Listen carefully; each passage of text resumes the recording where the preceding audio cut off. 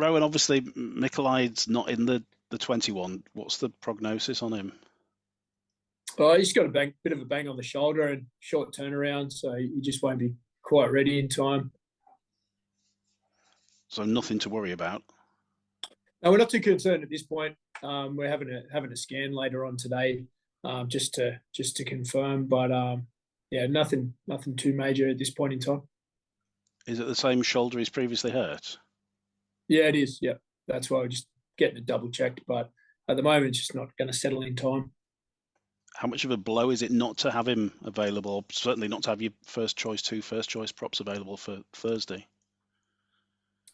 Yeah, but that's the nature of the sport we play, and other guys who played well last week and got some work under their belt, and it may give an opportunity for some young players to get going on the back of a positive pre-season too. So I think it's we always see opportunity in every situation. So it's not ideal, but that's the way it rolls, and we'll be doing our best anyway. And Tom Nicholson Watton's been brought into the 21. He's obviously one of those options that you've got. Could you just give us a few words on his progression? He made his debut at the end of last season, didn't he? And what you'd expect from him if he does get to feature on Thursday. Tom had a really positive season last year. He don't know if he missed a session in the whole year. He went to Keighley and played a little bit on loan there, and played some reserves and progressed nicely. He's had another good positive pre-season, as shown in some of the friendlies. He's progressed his game. He understands his game. He's a good team player, and he knows how to play his role and how to bring out the best in other people. And he's an impressive young bloke overall. So he and Leon have both had a really good progression over the last 12 or 18 months, and got themselves into the Super League picture now. And what do you want to see from the side on Thursday? Maybe some of the things you didn't see last Friday. What are the improvements that you'll be looking to make? Oh, we very much, that was last week. That was a game, and I don't think it's never going to get everything perfect every week, and sometimes you can over focus on things moving forward, and then you lose something else that you did well. So we're keen to get there and experience a tough game. It sounds like the weather conditions are going to be pretty wild, like maybe we were there last year. So we want to go and battle hard, and then see if the conditions and the flow of the game allow us to extend our footy a little bit. I thought we played a good steady game last week in the main.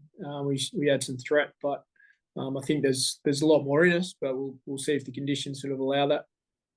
What's your take on Hull KR then from what you saw last week?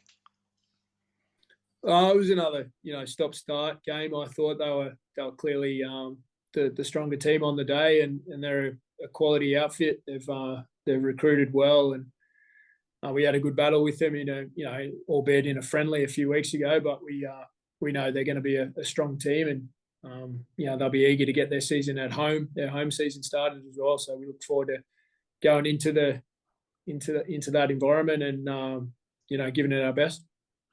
Was it a strange one, that friendly, insofar as you knew you were playing them 2-3 weeks later and maybe not showing them too much on that day?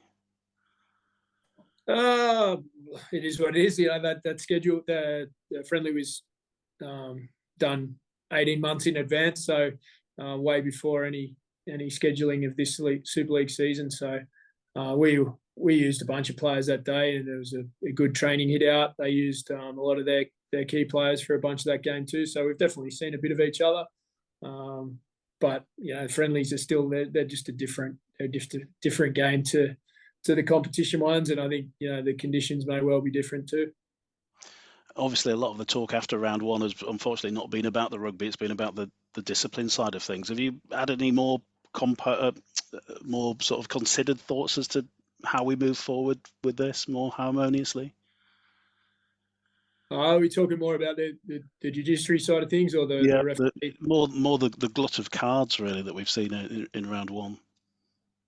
Yeah, I guess the early stages of every season in lots of different sports I've seen over the years, you're trying to establish maybe new interpretations or new rules, and then you sort of reserve your judgment until you're a month or 6 weeks perhaps into the season, and you see if there's a bit of rhythm or a bit of consistency. I think the RFL have been clear with their directive, the actual process around that.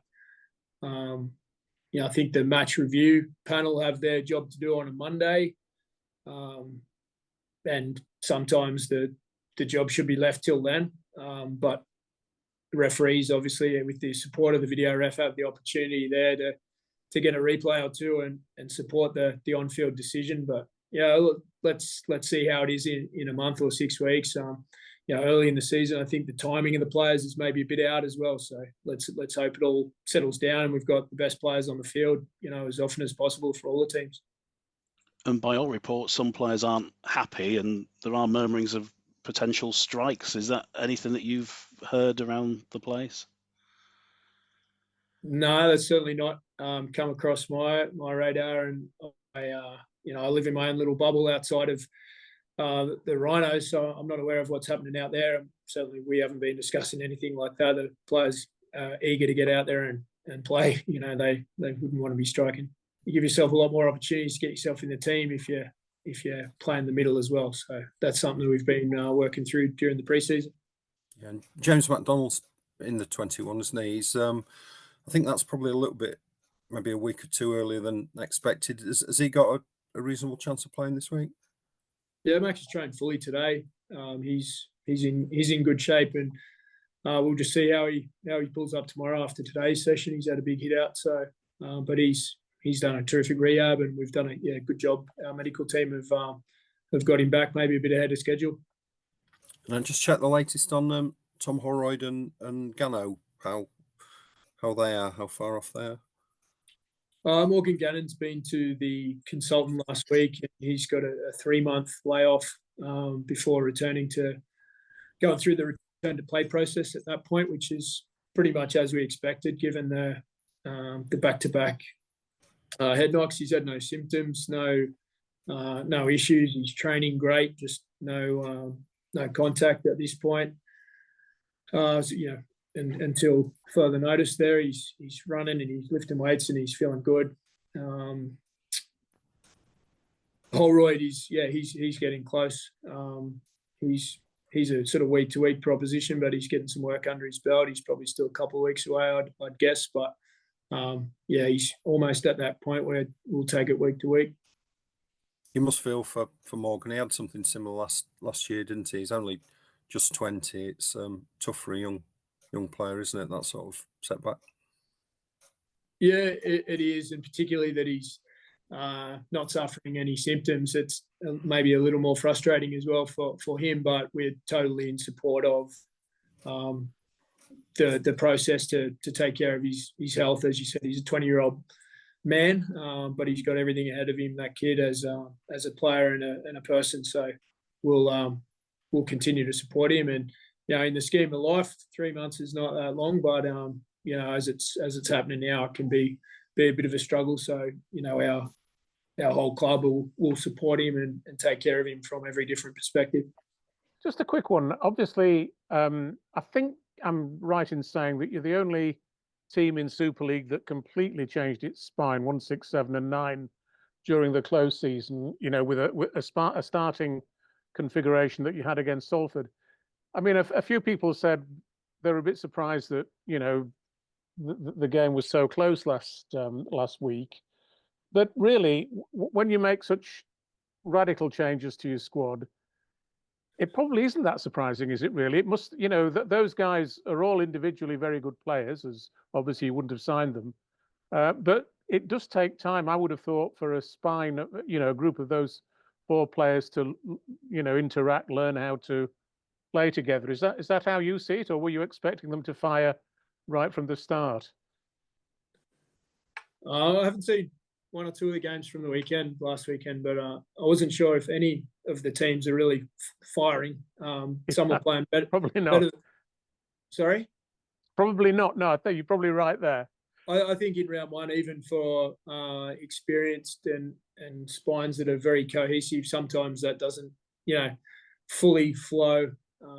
We we played against a good team, well coached, and they competed very hard last week. And I think people are making judgments around our opposition last week without having seen them play. And it's a week-to-week proposition. Your spine, you play well last week doesn't mean you're going to play well next week. I thought I liked the composure of our spine last week and our whole team. To be honest, there's lots of reasons in that game to get frustrated or agitated, but we stayed on task, and I thought we did enough to win. I expect that we will get better in that cohesiveness. We had 6 new players in our starting team last week, so it goes beyond the spine. We'll get better in time, and hopefully that starts on Thursday. Sorry.